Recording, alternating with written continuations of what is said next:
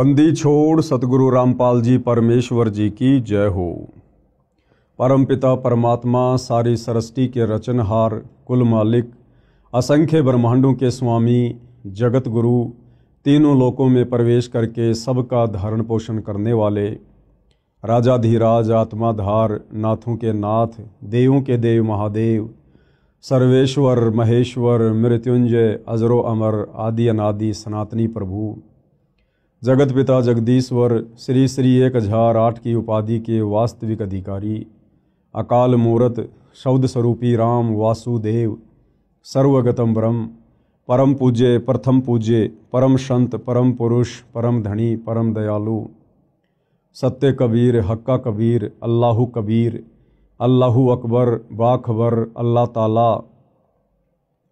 जगत के तारणहार, जगत के मुक्तिदाता, जगत के जगन्नाथ, हारे के सहारे, हिंदुओं के राम, मुसलमानों के अल्लाह, सिखों के वाहिगुरु, ईसाइयों के मसीह, दया के सागर दयानिधि, करुणा के सागर करुणानिधि, स्वयंभू परिभू, संकट मोचन, कष्ट हरण, मंगल करण, दुख भंजन, अविगत कबीर, निर्विकार निर्विषम परमात्मा, अलय अलेख सतगुरु, आदि अनादि सतगुरु, असली मर्यादा पुरुषोत्तम, असली राम, असली कृष्ण, असली घनश्याम, असली मुरारी, राजाओं के राजा, महाराजाओं के महाराजा, शहंशाहों के शहंशाह, सम्राटों के सम्राट, भगवानों के भगवान, अल्लाहों के अल्लाह, प्रभुओं के प्रभु, मसीहाओं के मसीह, सच्चे वाहिगुरु, बाबाओं के बाबा, पीरों के पीर, सेठों के सेठ, जगत सेठ, सावड़सा सेठ, सर्वगुण संपन्न, अनंत कोटि कलाओं के स्वामी, अनंत कोटि ब्रह्मांडों के नायक, योगियों में महायोगी, ध्यानियों में महाध्यानी, सिद्धों में परम सिद्ध, ज्ञानियों में तत्वज्ञानी, ब्रह्मज्ञानी, महाज्ञानी, परम ज्ञानी, सर्वश्रेष्ठ ज्ञानी, विज्ञानी, युवा कबीर, समर्थ कबीर, असमवात, अमित ओजा, सच्चे रहनुमा, करीम अल्लाह, सुभान अल्लाह, दुनिया के अंतिम पैगंबर, 8 सितंबर 1951 से गांव धनाना, जिला सोनीपत, हरियाणा, भारतवर्ष की पवित्र भूमि पर प्रकट रियल कल की भगवान श्री नारायण साकार हरि, श्री बाबा साहेब, नूर अनंत परमात्मा, सच्चे दरवेश, सच्चे बाखबर, संत श्रोमणी सतगुरु रामपाल जी परमेश्वर जी के चरण कमल में साध संगति से जुड़े हुए देश विदेश से आप और हम सभी सत्सेवक भाई बहनों का अनंत कोटि दंडवत प्रणाम।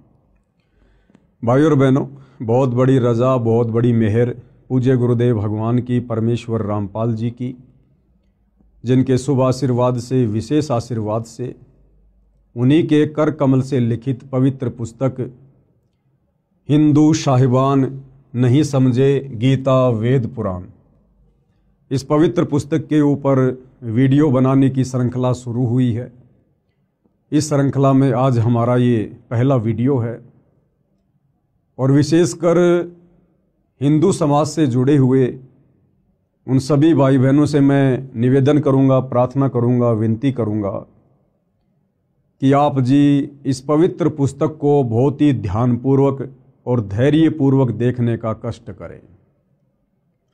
देखिए, जब तक हम किसी के विचार नहीं सुनेंगे, हम किसी के विषय में जानेंगे नहीं, तो हमें उनके विषय में कभी भी पता नहीं चलेगा।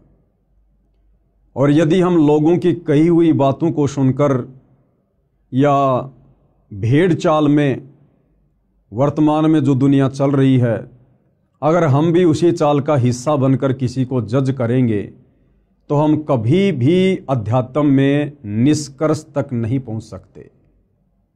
और यदि हम अध्यात्म में निष्कर्ष तक नहीं पहुंचे तो हमारा ये अनमोल मनुष्य जीवन बर्बाद हो जाएगा।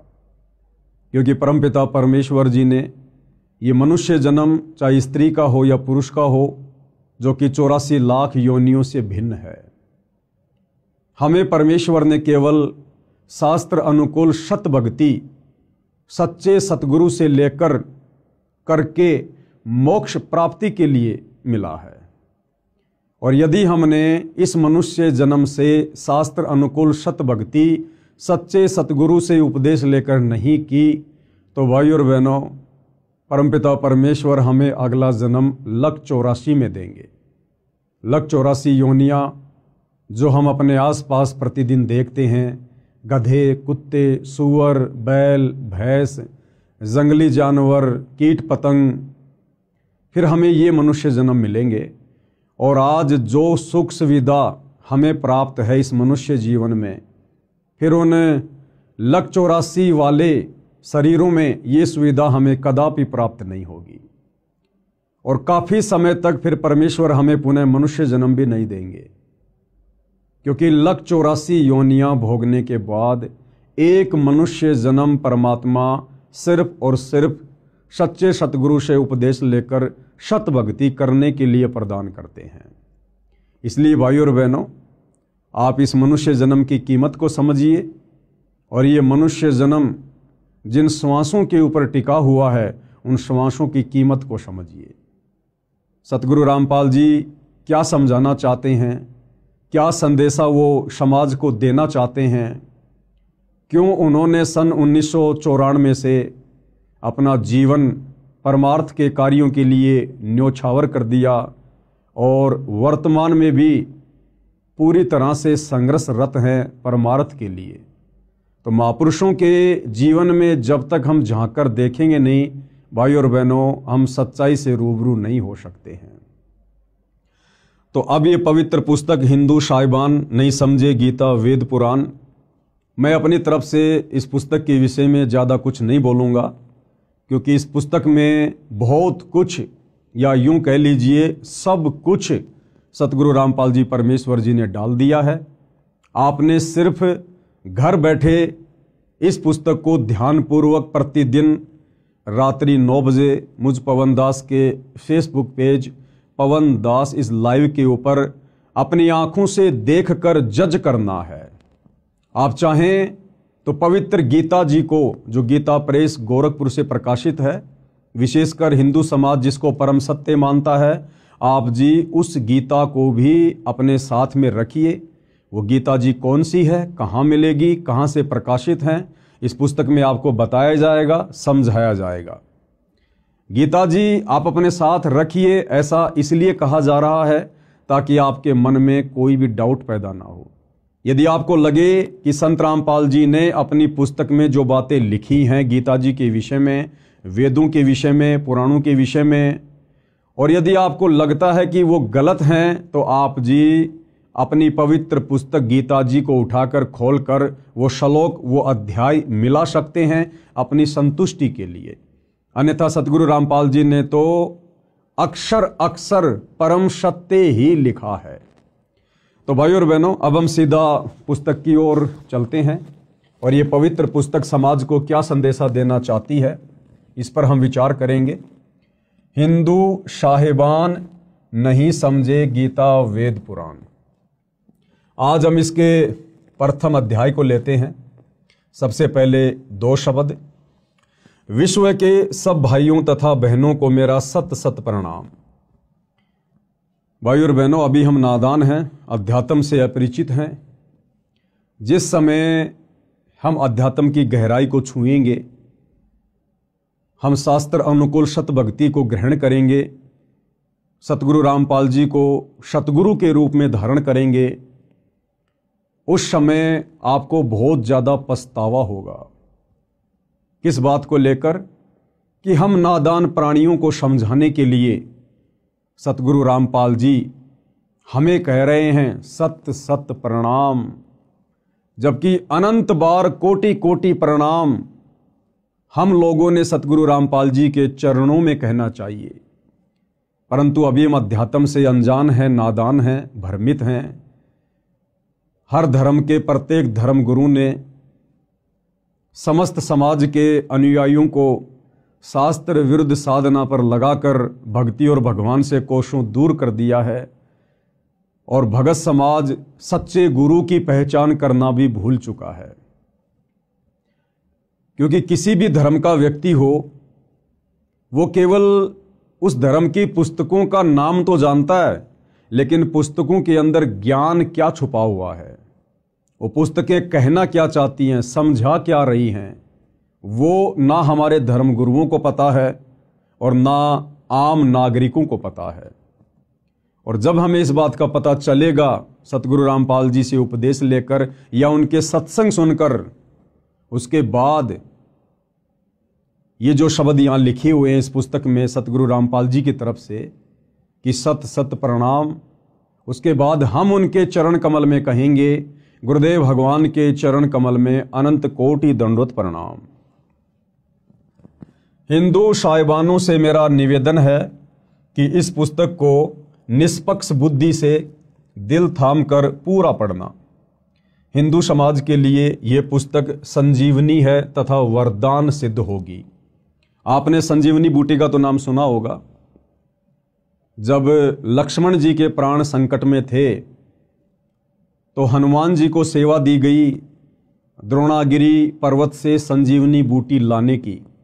हनुमान जी संजीवनी बूटी लेकर आए, उसका रस श्री लक्ष्मण जी के मुख में डाला गया, तब वे कोमा से बाहर आए, वे होश में आए। इसी प्रकार भाइयों और बहनों, युगों युगों से ये समाज भक्ति और भगवान के नाम पर भ्रमित है। हमारे धर्म गुरुओं ने काल प्रेरणा से हमारे से शास्त्र विरुद्ध साधना करवाकर हमें अज्ञान की गहरी नींद में सुला रखा है। अब ये पुस्तक सतगुरु रामपाल जी के कर कमल से लिखित, इसको पढ़ने और समझने के बाद ये पुस्तक हमारे लिए संजीवनी बूटी साबित होगी। हम जो अज्ञानता की गहरी नींद में सोए हुए हैं, ये पुस्तक हमें जगाएगी, हमें समझाएगी कि नादानो जागो, उठो, आज तुम्हें मनुष्य जन्म प्राप्त है, जिस मनुष्य जन्म के लिए 33 करोड़ देवी देवता और ब्रह्मा विष्णु महेश भी तरसते हैं, क्योंकि पूर्ण मोक्ष पूर्ण मुक्ति केवल मनुष्य जन्म में ही संभव है, देव शरीर में संभव नहीं है। इसलिए ये पवित्र पुस्तक हिंदू साहिबान नहीं समझे, गीता वेद पुराण हमारे लिए संजीवनी बूटी का काम करेगी। हिंदू समाज के लिए यह पुस्तक संजीवनी है तथा वरदान सिद्ध होगी। निवेदन, भगतात्मा हिंदुओं से मेरा करबद्ध निवेदन है कि इस पुस्तक के अमृत ज्ञान के सत्य तथा असत्य को जानने के लिए आप गीता प्रेस गोरखपुर से प्रकाशित व मुद्रित तथा श्री जयदयाल गोविंदका जी द्वारा अनुवादित पदछेद अन्वय साधारण भाषा टीका सहित श्रीमद् भगवत गीता साथ रखें। ये पवित्र गीता जी कौन सी पुस्तक है, क्या इसका नाम है? इसी पुस्तक को आप जी किसी भी धार्मिक पुस्तकों की दुकान से खरीद कर अपने घर ला सकते हैं और सतगुरु रामपाल जी के कर कमल से लिखित इस पुस्तक से मिलान कर सकते हैं, ताकि आपको कोई डाउट ना रहे, आपको कोई शंका ना रहे। आगे बढ़ते हैं भाइयों और बहनों, हम इस पुस्तक में अजब आनंद आएगा, क्योंकि इसमें अनुवादक ने शब्दों के अर्थ आमने सामने भिन्न भिन्न किए हैं। अन्य अनुवादकों ने ऊपर संस्कृत में मूल पाठ रखा है, नीचे केवल अनुवाद सीधा किया है, शब्दों के अर्थ भिन्न भिन्न नहीं किए हैं। यदि मुझ पर भरोसा करो तो उस गीता की भी आवश्यकता नहीं है, क्योंकि मैंने उसी पुस्तक की फोटोकॉपी लगाई है। भाइयों और बहनों, सतगुरु रामपाल जी क्या कह रहे हैं कि यदि आप मुझ पर विश्वास करते हैं कि भाई सतगुरु रामपाल जी एक संत हैं, महापुरुष हैं, सतगुरु हैं, और सुना है कि सच्चे संत कभी भी समाज को उल्टी दिशा प्रदान नहीं करते हैं। सच्चे संत तो पथ भ्रष्ट समाज को शास्त्र अनुकूल साधना पर लगाकर उन्हें जीवन दान देते हैं। यदि आपको सतगुरु रामपाल जी पर इतना विश्वास है, इतना भरोसा है, तो फिर आपको वो गीता प्रेस गोरखपुर से प्रकाशित गीता भी लाने की आवश्यकता नहीं पड़ेगी, क्योंकि उसी पुस्तक के रेफरेंस फोटोकॉपी के रूप में आप और हमें समझाने के लिए परम संत सतगुरु रामपाल जी ने इस पुस्तक में प्रयोग किए हैं। पुस्तक हिंदू साहिबान नहीं समझे गीता वेद पुराण का आधार सूक्ष्म वेद यानी तत्व ज्ञान है। समझने के लिए प्रमाण वेदों, गीता, महाभारत तथा पुराणों आदि शास्त्रों से लिए हैं। सूक्ष्म वेद में कहा है कि ब्रह्मा, विष्णु तथा महेशा तीनों देव दयालु हमेशा, तीन लोक का राज है ब्रह्मा विष्णु महेश, तीनों देवता कमल दल बसै ब्रह्मा विष्णु महेश, प्रथम इनकी वंदना फिर सुन सतगुरु उपदेश।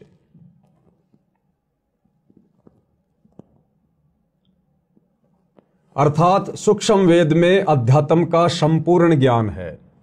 भाइयों और बहनों, ध्यान देना, यहां पर सतगुरु रामपाल जी ने इस पुस्तक का आधार बताया है सूक्ष्म वेद। अब ये सूक्ष्म वेद क्या है, 99% समाज इस बात से अपरिचित है। हमने तो केवल 4 वेदों के नाम सुने हैं, यजुर्वेद, ऋग्वेद, अथर्ववेद, सामवेद। अब ये 5वां वेद कौन सा आ गया? ये 5वां वेद इन 4 वेदों का बाप है, इनका पिता है। अध्यात्म से संबंधित कंप्लीट ज्ञान, पूर्ण मुक्ति का मार्ग जो इन 4 वेदों में नहीं है, पवित्र गीता जी में नहीं है, 18 पुराणों में नहीं है, मुसलमानों की तौरात, जबूर, इंजिल, हदीसों में नहीं है, कुरान मजीद, कुरान शरीफ में नहीं है, सिखों के गुरु ग्रंथ साहिब में नहीं है, ईसाइयों की बाइबल में नहीं है, वो कंप्लीट अध्यात्म का ज्ञान, कंप्लीट कोश, कंप्लीट सलेबस 5वें वेद सूक्ष्म वेद में है। सूक्ष्म वेद यानी जब जब ये कबीर परमात्मा सतलोक से चलकर धरती पर सशरीर प्रकट होते हैं, संत रूप में लीला करते हैं, अपनी आत्माओं तक तत्व ज्ञान पहुंचाते हैं, उस ज्ञान को भाई और बहनों कुछ उनके फॉलोअर्स के द्वारा संग्रहित कर लिया जाता है एक पुस्तक के रूप में, ग्रंथ के रूप में। उसको सूक्ष्म वेद कहते हैं, सूक्ष्म ज्ञान कहते हैं। जैसे 650 साल पहले बनारस के काशी में जब कबीर जी आए थे, सन 1398 से 1518 तक, यानी 120 वर्ष तक उन्होंने लीला की, अपने ज्ञान का प्रचार किया, 64 लाख आत्माओं को अपनी शरण में लिया। उन्होंने जो भी हमें तत्व ज्ञान बताया, समझाया, उस ज्ञान को आगे चलकर आदरणीय धर्मदास जी नाम के एक भगत के द्वारा कबीर सागर के रूप में लिपिबद्ध कर लिया गया। उसको सूक्ष्म वेद कहते हैं, वो 5वां वेद है। उसके बाद लगभग 300 वर्ष पहले गांव छुडानी, जिला झज्जर, हरियाणा में आदरणीय गरीबदास जी हुए, और इसी प्रकार से गरीबदास जी को भी कबीर परमात्मा सतलोक से आकर मिले, उनको सत ज्ञान दिया, उनको सतलोक दिखाया, सारी सृष्टि रचना समझाई, और इसी प्रकार आदरणीय गरीबदास जी ने भी एक सूक्ष्म वेद की रचना करवाई, जिसको सदग्रंथ साहिब के नाम से जाना जाता है, जिसमें 24,000 वाणियाँ हैं। यानी आदरणीय गरीबदास जी के सदग्रंथ साहिब में 4 वेदों को मिलाकर कहीं अधिक वाणियाँ हैं, 24,000 वाणियाँ हैं, जिसको सूक्ष्म वेद कहा जाता है। तो सतगुरु रामपाल जी कह रहे हैं कि मैंने ये जो पुस्तक लिखी है आप लोगों को समझाने के लिए, इस पुस्तक का आधार सूक्ष्म वेद है। बाकी जितने भी पुस्तकें हैं हर धर्म की, हिंदू, मुसलमान, सिख, ईसाइयों की, 4 वेद, गीता जी, 18 पुराण, ये केवल आपको समझाने के लिए दिखाऊंगा, ताकि आप हिंदू धर्म के भाई बहनों को कोई शंका ना हो, कोई डाउट ना हो, आपको ये कन्फर्म हो, यकीन हो, विश्वास हो कि वास्तव में सतगुरु रामपाल जी ने इस पुस्तक में जो भी कुछ लिखा है, समझाया है, ये हमारे ही धर्म की धर्म पुस्तकों के अंदर पहले से लिपिबद्ध है। लेकिन ना तो हमारे धर्मगुरु समझ पाए और ना हम समझ पाए। तो हमारे डाउट को क्लियर करने के लिए सतगुरु रामपाल जी और हिंदू धर्म के 4 वेद, गीता जी और 18 पुराणों का सहयोग लेंगे, केवल हमें समझाने के लिए। अर्थात सूक्ष्म वेद में अध्यात्म का संपूर्ण ज्ञान है। उसमें कहा है कि तीनों देवता श्री ब्रह्मा जी, श्री विष्णु जी तथा श्री शिव जी बहुत दयालु हृदय के हैं। इनकी केवल 3 लोक, स्वर्गलोक, पाताल लोक, पृथ्वी लोक, ध्यान देना भाई और बहनों, श्री ब्रह्मा जी, श्री विष्णु जी तथा श्री शिव जी ये सारी सृष्टि के मालिक नहीं हैं, असंख्य ब्रह्मांडों के परमपिता नहीं हैं। इनको केवल 3 लोक दिए गए हैं, केवल 3 लोक। ये केवल 3 लोक में एक एक विभाग संभालते हैं। टोटल 21 ब्रह्मांड हैं। जिस सृष्टि में हम रह रहे हैं यहां टोटल 21 ब्रह्मांड हैं। 21 ब्रह्मांड में एक ब्रह्मांड और एक ब्रह्मांड के अंदर मात्र 3 लोक, पाताल लोक, पृथ्वी लोक और स्वर्ग लोक। केवल इन 3 लोकों के स्वामी हैं ब्रह्मा विष्णु महेश। श्री ब्रह्मा जी रजोगुण के स्वामी हैं, श्री विष्णु जी सतोगुण के स्वामी हैं और श्री शिव जी यानी शंकर जी तमोगुण के स्वामी हैं। स्वर्ग लोक, पाताल लोक, पृथ्वी लोक में सत्ता है इन तीनों की। ये 3 लोक के मालिक हैं, परंतु लोक तो बहुत सारे हैं जिनका मालिक परम अक्षर ब्रह्म है। इन 3 लोकों के अलावा जितनी भी सृष्टि है, जितने भी ब्रह्मांड हैं और इंक्लूड तीनों लोक, इन सब के ऊपर जो सत्ता है वो परम अक्षर ब्रह्म की है, पूर्ण ब्रह्म परमात्मा की है, कबीर देव की है, जिसकी सत्ता तीनों लोकों समेत सब पर है। मोक्ष प्राप्ति के लिए प्रथम इन तीनों देवताओं की वंदना अर्थात मान सम्मान यानी साधना करनी होती है। परमपिता परमेश्वर जी ने अपना एक मैनेजमेंट बना रखा है, एक सिस्टम बना रखा है इस सृष्टि को चलाने के लिए, और उस सिस्टम के अंतर्गत ब्रह्मा विष्णु महेश जी तो केवल एक मैनेजर के रूप में कार्य कर रहे हैं। जिस प्रकार से एक फैक्ट्री होती है, फैक्ट्री का एक मालिक होता है, मालिक के बहुत सारे नौकर होते हैं, सुपरवाइजर होते हैं, उन सब पर निगाह रखने के लिए, उन सब से कार्य करवाने के लिए मालिक अपना एक मैनेजर नियुक्त करता है, जो उस कंपनी के मालिक की गैर हाजिरी में सर्व कार्यों की देख रेख करता है और सारी रिपोर्ट अपने मालिक को देता रहता है। इसी प्रकार ये जो पूरी कायनात है, मुसलमान धर्म में जिसको कायनात कहते हैं, हिंदू भाई बहन जिसको सृष्टि कहते हैं, इस पूरी सृष्टि का, इस पूरी कायनात का मालिक एक ही है, कबीर भगवान। गीता जी में जिसको परम अक्षर ब्रह्म की संज्ञा दी गई है, यानी सर्वश्रेष्ठ परमात्मा, उत्तम परमात्मा। और ये जो ब्रह्मा विष्णु महेश जी हैं, ये उस परम अक्षर ब्रह्म के एक ब्रह्मांड में 3 लोकों में केवल एक एक विभाग पर मैनेजर की पदवी पर नियुक्त हैं। रजोगुण विभाग ब्रह्मा जी के अंडर में, शतोगुण विभाग श्री विष्णु जी के अंडर में और तमोगुण विभाग श्री शंकर जी के अंडर में। अर्थात मान सम्मान यानी साधना करनी होती है। फिर सतगुरु का उपदेश सुनो जो परम अक्षर ब्रह्म की पूजा साधना बताएगा। उस संत से तत्व ज्ञान सुनो। तत्वदर्शी संत पूर्ण मोक्ष प्राप्ति की साधना यानी पूजा बताता है। पूर्ण मोक्ष के लिए इन तीनों देवताओं की शास्त्रोक्त साधना करनी होती है। परंतु पूजा गीता अध्याय 8 श्लोक 3, 8, 9, 10, अध्याय 15 श्लोक 17, अध्याय 18 श्लोक 62 में बताए परम अक्षर ब्रह्म की करनी होती है।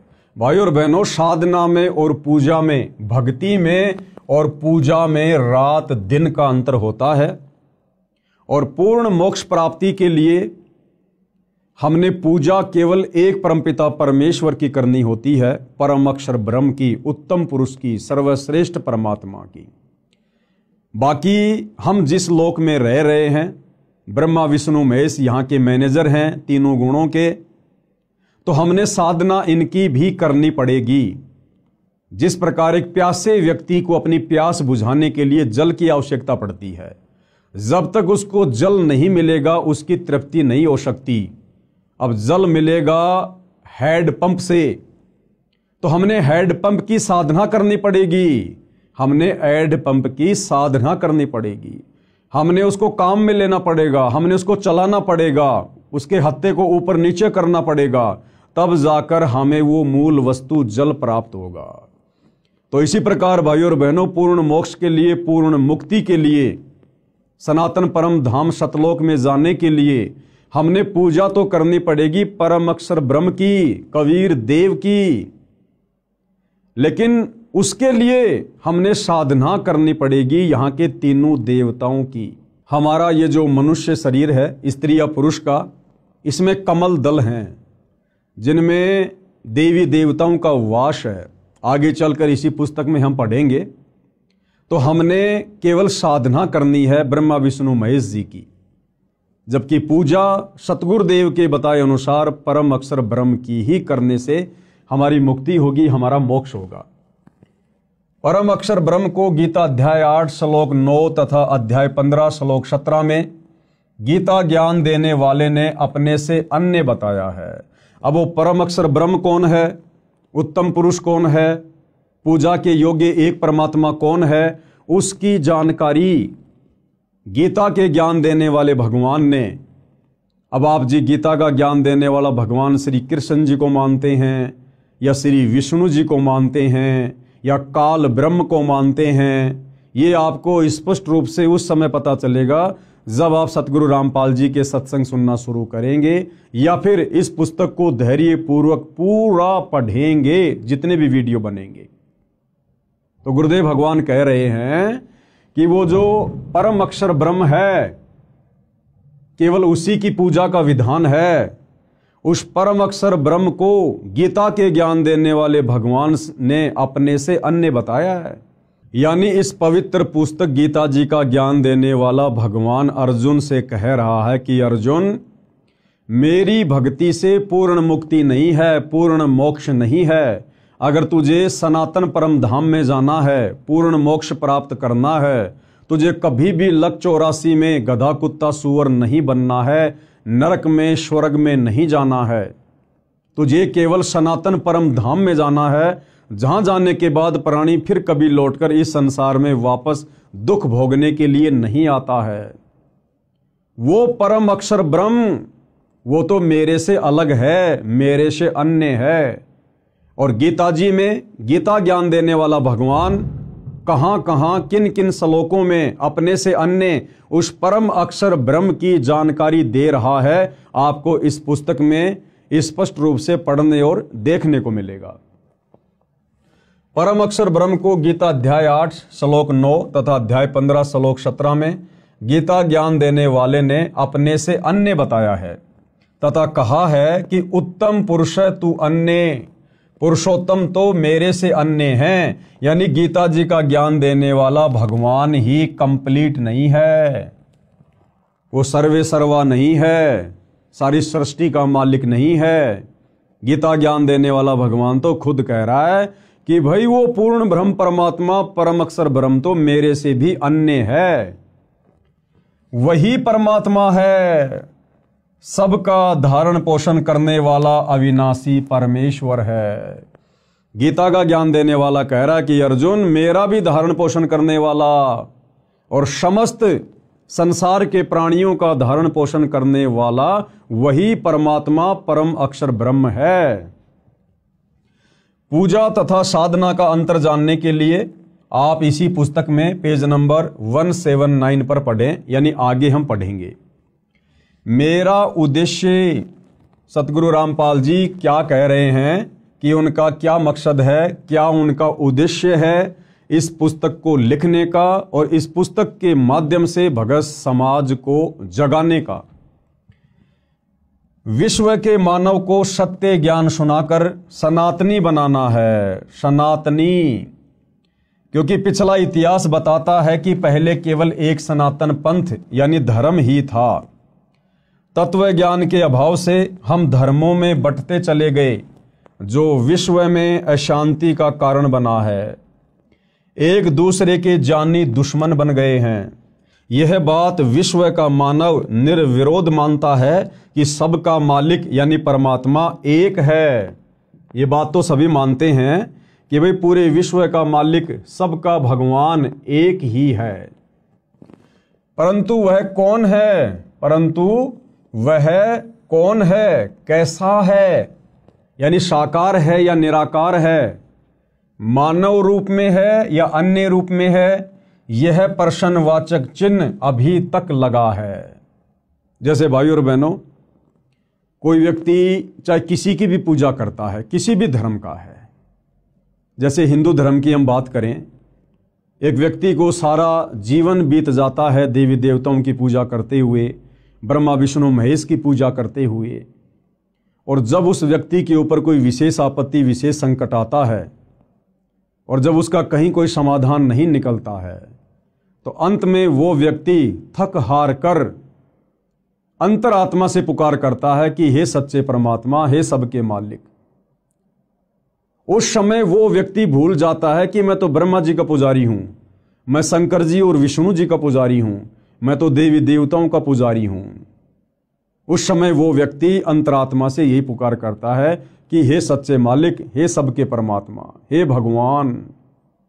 क्योंकि आत्मा उसको आभास है कि परमात्मा तो एक ही है। आत्मा अगर एक है तो उसको पैदा करने वाला परमात्मा भी एक ही है। इसी प्रकार मुसलमान धर्म से जुड़े भाई बहन चाहे कितनी ही मजार पूजें, कितना ही मस्जिदों में जाएं, अंत में जब उन पर विशेष आपत्ति आती है तो वो यही कहते हैं, हे अल्लाह, हे सच्चे मौला, हे सबके बादशाह। उस समय वो भूल जाते हैं कि हम अजमेर जाया करते थे चादर चढ़ाने, हम फला फला मजार पर जाया करते थे चादर चढ़ाने। उस समय उन आत्माओं को केवल एक परमात्मा याद आता है, क्योंकि हम सभी उसी परमपिता परमेश्वर की आत्माएं हैं।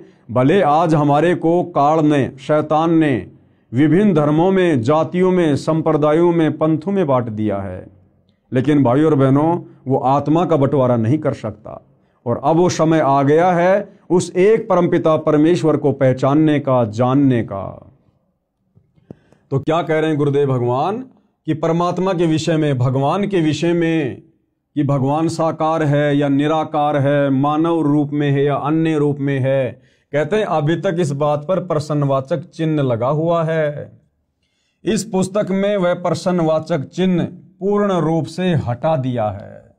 सत्य को ग्रहण करना, असत्य से किनारा करना एक नेक मानव का परम कर्तव्य बनता है। यानी सत्य को स्वीकार करना और असत्य को दूर कर देना, ये एक सभ्य इंसान का, सभ्य मानव का, वो चाहे हिंदू हो, मुसलमान हो, सिख हो, ईसाई हो, ये उसका परम कर्तव्य बनता है। और जब बात हो हमारे आत्म कल्याण की, तो भाई और बहनों, फिर झूठ की नाव में भला कौन बैठना पसंद करेगा। इस पुस्तक में एक शब्द भी चारों वेदों व वेदों के सार श्रीमद् भगवत गीता, पुराणों तथा सूक्ष्म वेद से बाहर नहीं है। ये जो पवित्र पुस्तक सतगुरु रामपाल जी ने अपने कर कमल से लिखकर समाज में प्रस्तुत की है, इस पुस्तक में आपको जो भी ज्ञान मिलेगा, विशेषकर हिंदू धर्म से जुड़े भाई बहनों को कंप्लीट ज्ञान हमारे हिंदू धर्म के पवित्र धर्म ग्रंथों के अंदर वाला ही है। और जो ज्ञान इन चारों वेदों में और गीता जी में, 18 पुराणों में नहीं है, वो ज्ञान फिर 5वें वेद सूक्ष्म वेद में है, कबीर सागर में और आदरणीय गरीबदास जी के सदग्रंथ साहिब में। तो इन धर्म ग्रंथों के अलावा आपको किसी भी प्रकार की उवाबाई या झूठी बातें इस पुस्तक में देखने को या सुनने को कतई नहीं मिलेगी। सूक्ष्म वेद में बताया है कि विश्व के सभी जीवात्मा परम शांति वाले सनातन परम धाम में उस परमात्मा के पास रहते थे, जिसके विषय में गीता अध्याय 18 श्लोक 62 में कहा है कि हे भारत, तू सर्व भाव से उस परमेश्वर की शरण में जा। गीता जी का ज्ञान देने वाला भगवान, जिसको हिंदू समाज के भाई बहनों ने अपना परमात्मा मान लिया था, वो गीता जी का ज्ञान देने वाला भगवान भी कह रहा है कि हे भारत, यानी हे अर्जुन, तू सर्व भाव से, यानी हर प्रकार से, और सारी भक्ति छोड़कर, ब्रह्मा विष्णु महेश की भक्ति छोड़कर, देवी देवताओं की भक्ति छोड़कर, और गीता का ज्ञान देने वाले काल ब्रह्म की भक्ति छोड़कर सर्व भाव से उस परमेश्वर की शरण में जा। कौन से परमेश्वर की शरण में? परम अक्षर ब्रह्म की शरण में। उसकी कृपा से ही तू परम शांति को तथा शाश्वत स्थानम सनातन परम धाम यानी सत्य लोक को प्राप्त होगा। उसकी कृपा से ही तू परम शांति। अब भाइयों और बहनों, परम शांति क्या होती है? जब तक हम इस मनुष्य जन्म में हैं, इस पृथ्वी पर हैं, या ये मनुष्य छोड़कर यदि हम ऊपर के लोकों में देवी देवता भी बन गए, ब्रह्मा विष्णु महेश भी बन गए, तो भी हमारे को यहां परम शांति नहीं हो सकती काल के लोक में। आप जी ब्रह्मा विष्णु महेश के जीवन चरित्र को देखते हैं, पढ़ते हैं। ब्रह्मा विष्णु महेश भी राक्षसों के साथ में युद्ध करते हैं, लड़ाई झगड़ा करते हैं। 33 करोड़ देवी देवताओं के राजा इंद्र, ये भी हमेशा राक्षसों के साथ युद्ध करते रहते हैं। कभी राक्षस विजय हो जाते हैं तो देवी देवताओं को अपने पद छोड़कर जंगलों में जाना पड़ता है, धक्के खाने पड़ते हैं। आपने सुना होगा कि रावण ने अपनी सिद्धि शक्ति से अपनी समस्त राक्षस सेना को आकाश में उड़ाकर और देवताओं के ऊपर धावा बोल दिया, आक्रमण कर दिया, और रावण ने 33 करोड़ देवी देवताओं को हराकर बंदी बना लिया और अपनी कारागार में डाल दिया था। श्री शनिदेव महाराज तो रावण के पैरों के नीचे रहा करते थे। जैसे आप और हम भाई बहन जूते झाड़ने के लिए हम जिस फुटमेट का प्रयोग करते हैं ना, शनिदेव तो रावण के पैरों के नीचे रहा करता था। वरुण देव ये रावण का पानी भरा करता था। अग्निदेव रावण की रसोई में खाना बनाया करता था। पवन देव रावण के महल में झाड़ू निकाला करता था। तो भाई और बहनों, यहां परम शांति नहीं है।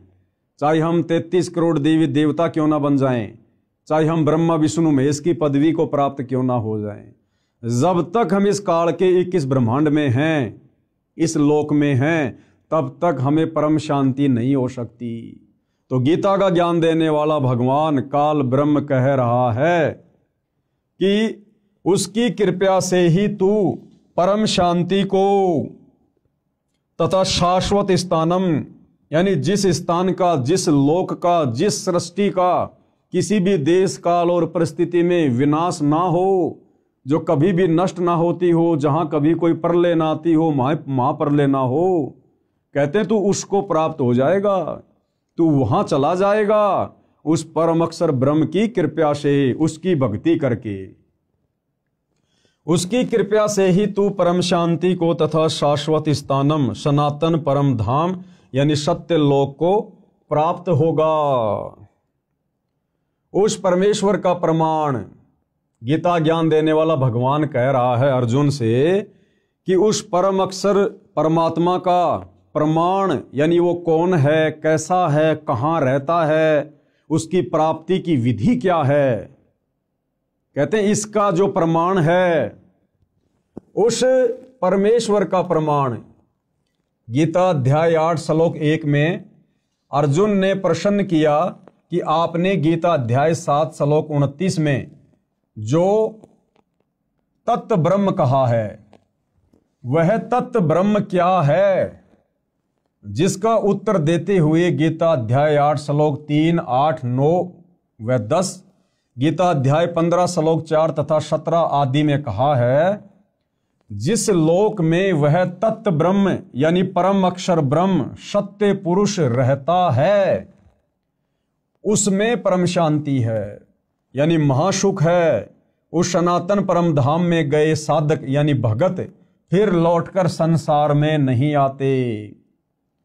जीवात्मा जब से परम अक्षर ब्रह्म यानी परमेश्वर से बिछुड़ी है, यानी उस परम शांति वाले सनातन परम धाम से काल ब्रह्म के दुखाले लोक में आई है, उसी समय से इसको उस सुख का अभाव खल रहा है जो परमात्मा के पास था। अब भाइयों और बहनों, वो शाश्वत स्थान क्या है, वो सतलोक क्या है, जहां पर हम सभी रहा करते थे। 33 करोड़ देवी देवता, ब्रह्मा विष्णु महेश, जितने भी मानव शरीरधारी प्राणी हैं, 184 योनियों में जितने भी अनगिनत असंख्य जीव जंतु हैं, ये सभी आत्माएं पहले उस परम अक्षर ब्रह्म के पास उस सत्य पुरुष के पास उसके अमर लोक सतलोक में रहा करती थी। हम सब भाई बहन वहां से क्यों आए, हमने वहां पर क्या गलती कर दी थी जिस कारण से उस परम अक्षर ब्रह्म ने, परमपिता परमात्मा ने, सत्य पुरुष ने हम सभी को वहां से नीचे भेजना पड़ा इस काल के साथ, इस काल के लोक में जहां हम असंख्य युगों से यहां कष्ट उठा रहे हैं। और हम भक्ति केवल इसीलिए करते हैं कि हमें सुख प्राप्त हो, और सुख भाई और बहनों इस लोक में नहीं है। ये संपूर्ण कथा क्या है, इसके लिए आपने सतगुरु रामपाल जी के द्वारा सर्वधर्म शास्त्रों का निष्कर्ष निकालकर और 5वें वेद सूक्ष्म वेद में वर्णित सृष्टि रचना को समझना पड़ेगा, पढ़ना पड़ेगा। आपको इस पुस्तक में आगे सृष्टि रचना की जानकारी दी जाएगी। इसके अलावा आप जी YouTube पर ये सर्च कर सकते हैं सृष्टि रचना संत रामपाल जी महाराज। आपको सृष्टि रचना की जानकारी के बहुत सारे वीडियो देखने को मिलेंगे, आप वहां से भी जानकारी प्राप्त कर सकते हैं। तो क्या कहा जा रहा है कि जीव आत्मा जब से परम अक्षर ब्रह्म यानी परमेश्वर से बिछुड़ी है, यानी उस परम शांति वाले सनातन परम धाम से काल ब्रह्म के दुखाले लोक में आई है, उसी समय से इसको उस सुख का अभाव खल रहा है जो परमात्मा के पास था। उस सुख की खोज में इधर उधर भटक रही है। इस यात्रा में जैसा भी मार्गदर्शक मिला उस पर विश्वास कर लिया, क्योंकि भगत का हृदय नम्र व श्रद्धा युक्त होता है। यानी भगत का एक स्वभाव होता है, वो हर किसी पर बड़ी आसानी से विश्वास कर लेता है। इस कारण से धर्म बनते चले गए। अधूरे ज्ञान से मानव समाज धर्मों में बढ़ता चला गया। अनेकों पंथ यानी धर्म बन गए। सर्वप्रथम एक आदि सनातन पंथ यानी धर्म था। मानव समाज शास्त्रोक्त साधना करता था, यानी शास्त्रों के अनुसार ही साधना करता था। यह भैरव भूत की साधना नहीं करता था, चौराहों की पूजा नहीं करता था, किसी भी ऐरे गहरे जादू जंत्र करने वाले बाबाओं के चक्कर में आकर टोने टोटके जंत्र मंत्र में विश्वास नहीं करता था। केवल शास्त्रों के अनुसार साधना की जाती थी। आदि सनातन पंथ में शुरुआत में सतयुग में मानव समाज शास्त्रोक्त साधना करता था। वह सतयुग का समय था। वह कौन सा समय था? वो सतयुग का समय था, जिस समय पूरी पृथ्वी के मानव शास्त्रों के अनुसार यानी पांचों वेदों के अनुसार साधना किया करते थे। पांचों वेदों ऋग्वेद, यजुर्वेद, सामवेद, अथर्ववेद तथा सूक्ष्म वेद, केवल यही शास्त्र हुआ करते थे। 4 वेद ब्रह्मा जी को मिले, उनमें संपूर्ण अध्यात्म ज्ञान नहीं था। यानी वर्तमान में हिंदू समाज में जो 4 वेद मुख्यतः प्रचलित हैं, सर्वप्रथम ये चारों वेद उनके पिता काल ब्रह्म के द्वारा समुद्र मंथन के माध्यम से ब्रह्मा जी को मिले। ब्रह्मा जी ने आगे वह ज्ञान अपने पुत्रों को दिया, अपने वंशजों को दिया, ब्राह्मणों को दिया। ब्राह्मणों ने यानी धर्म गुरुओं ने फिर उस चारों वेदों वाले आधे अधूरे ज्ञान को आम समाज में उतार दिया काल प्रेरणा से। क्योंकि भाइयों और बहनों, ये 21 ब्रह्मांड का स्वामी काल जो गीता जी का ज्ञान दे रहा है श्री कृष्ण जी के अंदर प्रवेश करके, ये नहीं चाहता है कि कोई भी प्राणी मेरे इस लोक से मुक्ति प्राप्त करके सच्ची साधना करके सतलोक चला जाए, जन्म और मरण के झंझट से सदा के लिए मुक्त हो जाए। ये कभी नहीं चाहता है। ये ऐसा क्यों करता है? ये हमारी मुक्ति क्यों नहीं चाहता है? इसके लिए आपको सृष्टि रचना बहुत ही धैर्य पूर्वक सुननी पड़ेगी, समझनी पड़ेगी। 4 वेद ब्रह्मा जी को मिले, उनमें संपूर्ण अध्यात्म ज्ञान नहीं था। परम अक्षर ब्रह्म सतयुग में लीला करने के लिए शिशु रूप धारण करके आए। अब भाइयों और बहनों, इन चारों वेदों में कंप्लीट ज्ञान नहीं है, इसलिए कंप्लीट ज्ञान देने के लिए, अध्यात्म का संपूर्ण ज्ञान देने के लिए वो परम अक्षर ब्रह्म कबीर परमेश्वर, वेदों में जिनका नाम है कबीर परमात्मा, कबीर देव, जिसको परम अक्षर ब्रह्म भी कहते हैं, सत्य पुरुष भी कहते हैं, वो परमात्मा स्वयं ही चलकर फिर इस पृथ्वी पर शिशु रूप में प्रकट होता है, आप और हमें वो सत्य ज्ञान बताने के लिए, तत्व ज्ञान बताने के लिए, पूर्ण मुक्ति का रास्ता दिखाने के लिए। और वो परमेश्वर यहाँ पर हम इंसानों की तरह एक लीला करता है। भाइयों और बहनों, यदि हम इंसानों को ज्ञान समझाना है तो परमेश्वर हम इंसानों के बीच में इंसान ही बनकर आते हैं। वे तो परमात्मा हैं, समर्थ हैं, वो तो जो चाहे सो कर सकते हैं, कोई भी रूप धारण कर सकते हैं। उनके पास तो अनंत कोटि सिद्धियां होती हैं, वो तो समस्त सिद्धियों के स्वामी हैं। वो परमेश्वर तो हाथी का रूप भी धारण कर लेगा, लेकिन क्या हम इंसान उस हाथी की भाषा समझने में समर्थ हैं? बिल्कुल नहीं। इसलिए उस परमपिता परमेश्वर ने, परम अक्षर ब्रह्म ने, सत्य पुरुष ने, कबीर देव ने, सर्वश्रेष्ठ परमात्मा ने हम मनुष्यों को समझाने के लिए मनुष्यों जैसी लीला करते हुए शिशु रूप में धरती पर प्रकट होना पड़ता है। और वो परमात्मा सतयुग में भी आता है, प्रकट होता है, लीला करता है, अपना ज्ञान बताता है।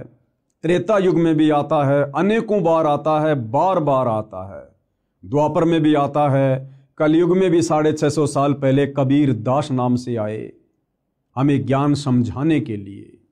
उस परमेश्वर जी की वाणी है कि सतयुग में सत सुकृत कह टेरा, त्रेता नाम मुनिंदर मेरा, द्वापर में करुणा में कहाया और कलयुग में नाम कबीर धराया। सतयुग में वो सत्य पुरुष परम अक्षर ब्रह्म कबीर देव सत सुकृत ऋषि के नाम से प्रकट हुए, त्रेता में मुनिंदर ऋषि के नाम से प्रकट हुए, द्वापर में करुणा में ऋषि के नाम से प्रकट हुए और कलयुग में 650 वर्ष पहले कबीर नाम से प्रकट हुए। अधिक जानकारी हम आगे इस पुस्तक में पढ़ेंगे।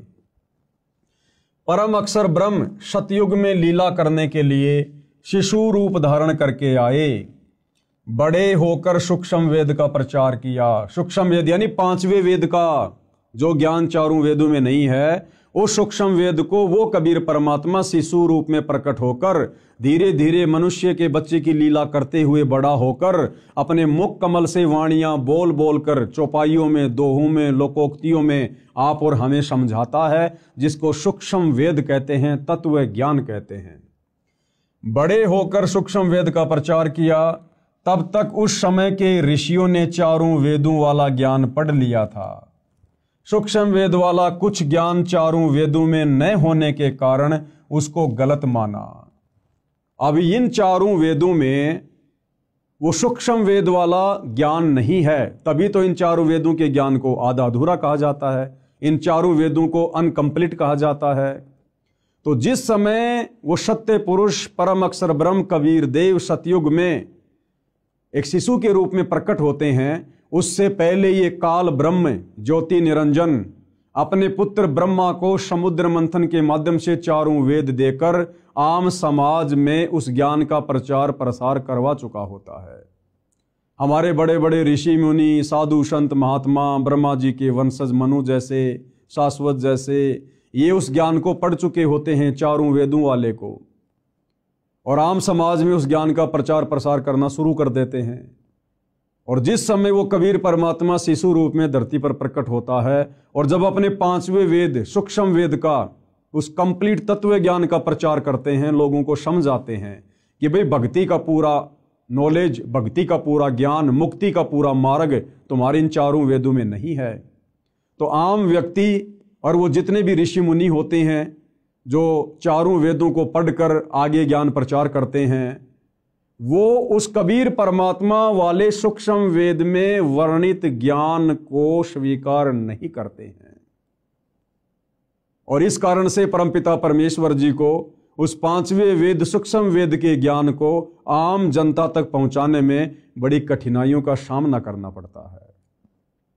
अब भाइयों और बहनों, आपके मन में एक छोटी सी शंका उठेगी कि भाई जब वो इतना बड़ा भगवान है, इतना समर्थ है, जिसने सारी सृष्टि रची है, ब्रह्मा विष्णु महेश को बनाया है, देवी देवताओं को बनाया है, सारी सृष्टि का संचालन कर रहा है, फिर भला उसकी मजबूरी कैसी?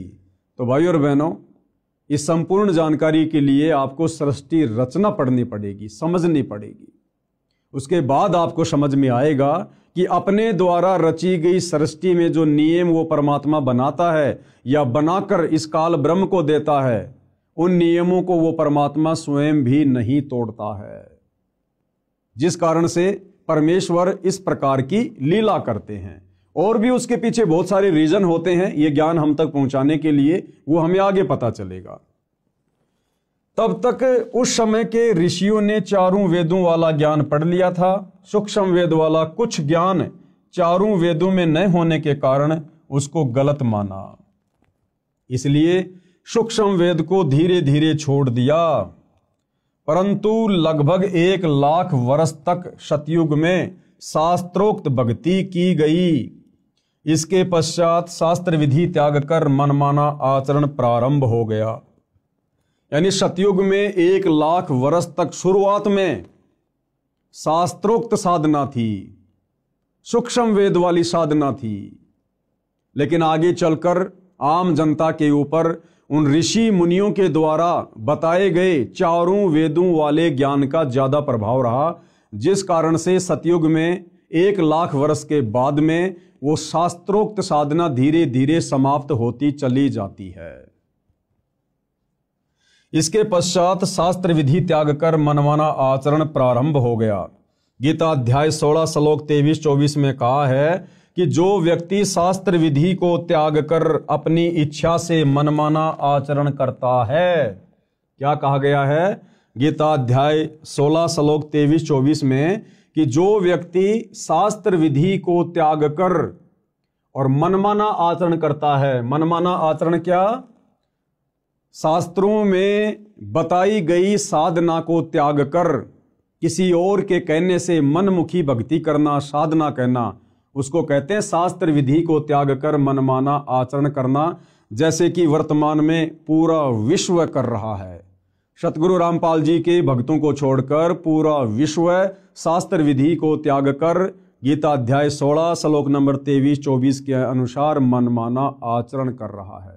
देवी देवताओं की पूजा, भैरव भूत की साधना, चौराहों की पूजा, पेड़ पौधों की पूजा, अन्य जंतर मंत्र, दुनिया भर के पाखंड, ये है शास्त्र विधि को त्याग कर मनमाना आचरण, जिसको करने के चलते इंसान सुखी होने के बजाय और अधिक दुखी होता जा रहा है।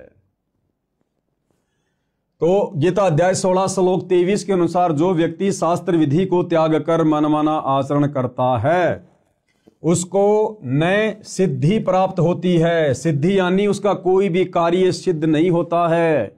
जिस कार्य के लिए वो भक्ति साधना करता है या करवाता है अपने गुरुजनों से, उसका वो कार्य सिद्ध नहीं होता, यानी उसको कोई सिद्धि प्राप्त नहीं होती, न उसकी गति होती है। गति यानी मरने के बाद शास्त्र विधि को त्याग कर मनमानी भक्ति पूजा साधना करने वाले की गति नहीं होती, यानी उसका मोक्ष नहीं होता है।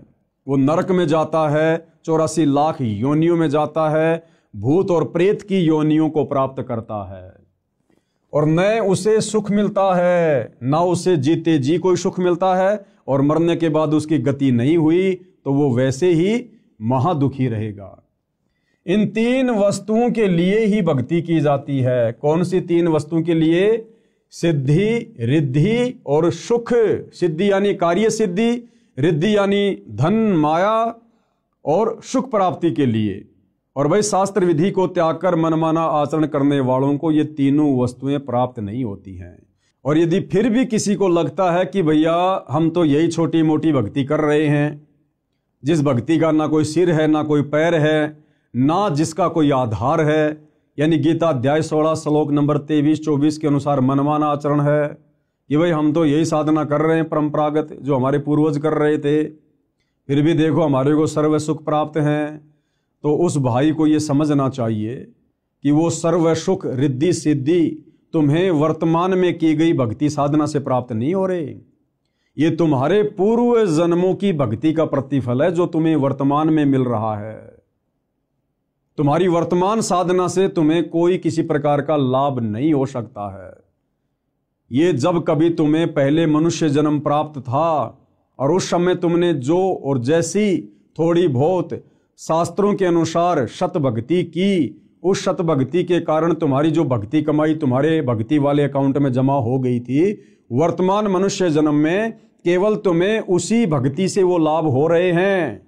जिस प्रकार भाइयों और बहनों, आपने लाइट में इन्वर्टर लगाकर बैटरी को फुल चार्ज कर लिया और लाइट अचानक से चली गई, लाइट अचानक से चली गई, आपका इन्वर्टर अभी भी उस पलक में लगा हुआ है, उस पॉइंट में लगा हुआ है जिसमें लाइट नहीं आ रही है, और आपके पंखे भी चल रहे हैं, आपकी बैटरी भी चल रही है, क्योंकि आपका इन्वर्टर काम कर रहा है, भले लाइट चली गई।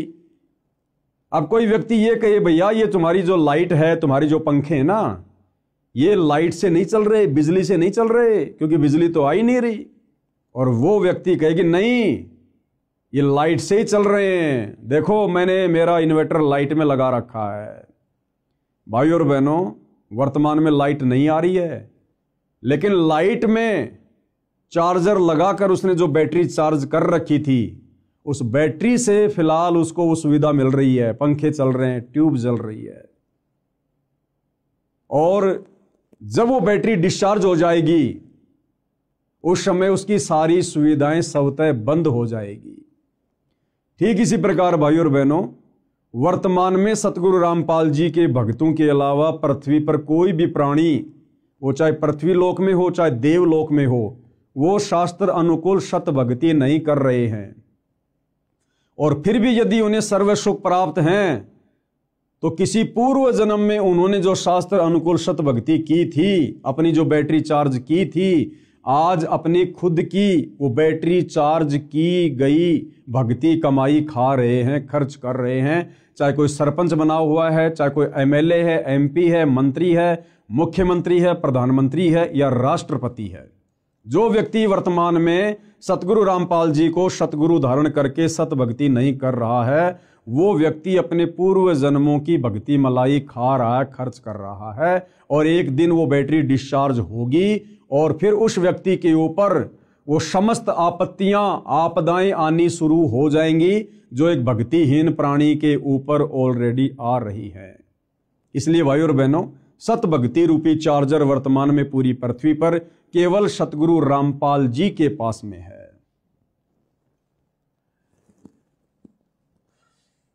उसको न सिद्धि प्राप्त होती है, न उसकी गति होती है, न उसे सुख मिलता है।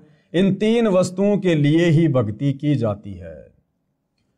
संत गरीबदास जी ने सूक्ष्म वेद में कहा है, आदि सनातन पंथ हमारा, जानत नहीं इसे संसारा। अब ये आदरणीय गरीबदास जी कौन है, इनका सूक्ष्म वेद क्या है, ये सारी जानकारी आपको आगे इसी पुस्तक में मिलेगी। संत गरीबदास जी ने सूक्ष्म वेद में कहा है, आदि सनातन पंथ हमारा और जानत नहीं इसे संसारा। सट दर्शन सब खटपट होई, हमरा पंथ ना पावे कोई।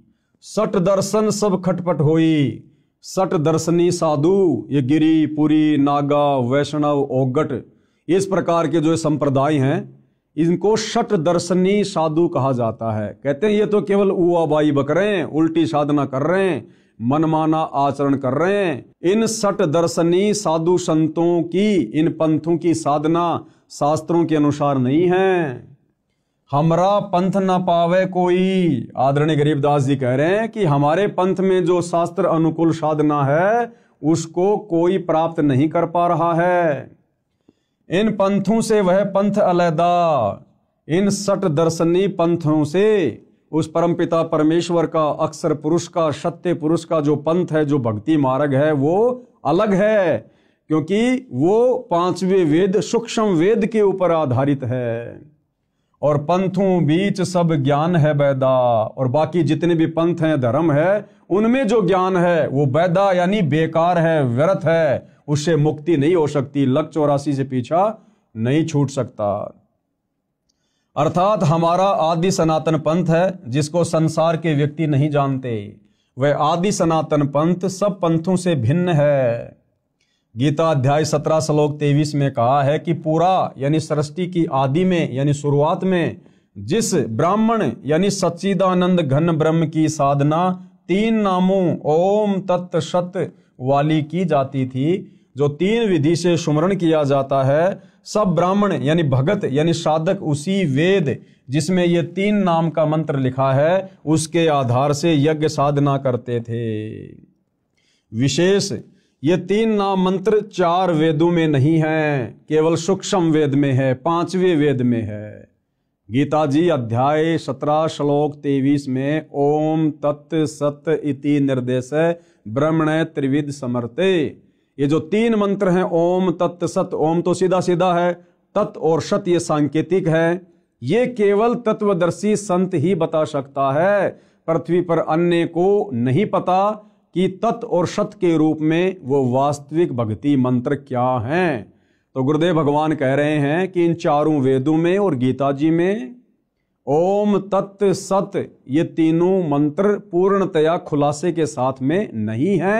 उसको देने के लिए स्वयं पूर्ण ब्रह्म परमात्मा अक्षर पुरुष ब्रह्म सत्य पुरुष तत्वदर्शी संत के रूप में धरती पर प्रकट होकर ये ज्ञान देता है, जिसके विषय में आगे हम गीता जी में पढ़ेंगे।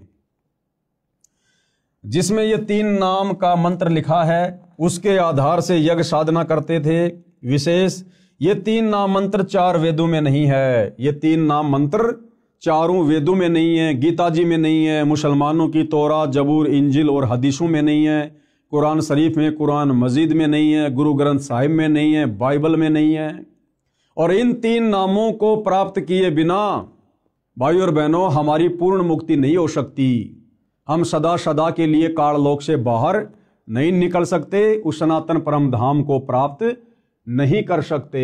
अब आगे भाई और बहनों हमने बहुत ही सावधानी से इन विषयों को समझने की आवश्यकता है, क्योंकि अभी हम इस पुस्तक की भूमिका को पढ़ रहे हैं और भूमिका को समझे बिना हमें आगे पुस्तक समझ में नहीं आएगी।